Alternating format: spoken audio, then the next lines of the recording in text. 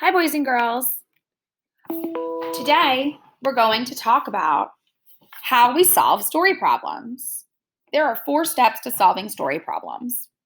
First, you read the story. Second, you tell the story in your own words.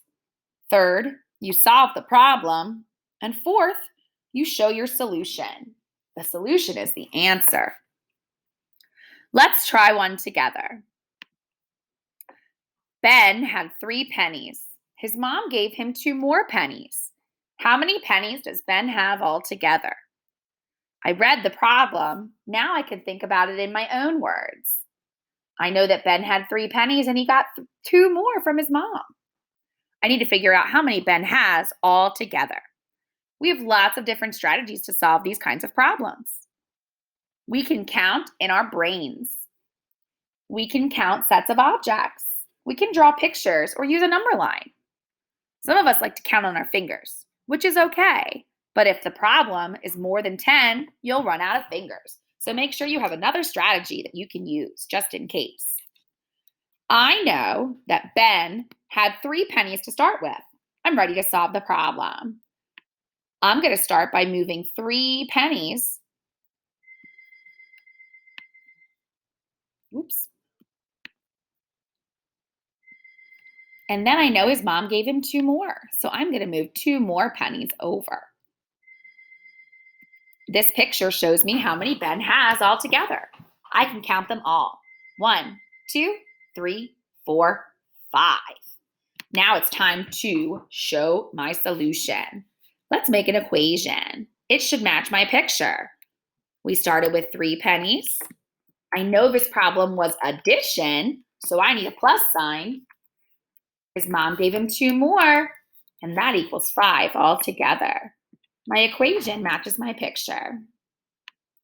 Let's try a subtraction problem. Jess had 8 balloons. 7 of the balloons popped. How many balloons does Jess have left? I read the story. Now I can try it in my own words. I know that Jess had 8 balloons and 7 popped. I've got to figure out how many she has left. You could use any of the strategies we talked about during that addition problem to solve this one. Subtraction's a little bit tougher. I'm going to use pictures. I know I need to start with 8. So I'm going to move 8 balloons down to the bottom here. That's how many she started with. Now, for subtraction, I'm not going to draw more because out of her 8 balloons, 7 popped. So I'm going to cross out 7 balloons to show that's how many popped. Pop, pop, pop, pop, pop, pop, pop. So she started with 8. 7 popped. I only see 1 balloon left, which means my answer is 1.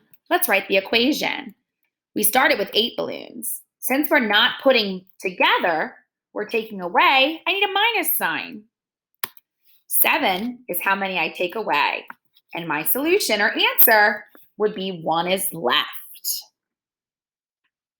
Keep solving story problems. There are lots of different ways you can do this at home.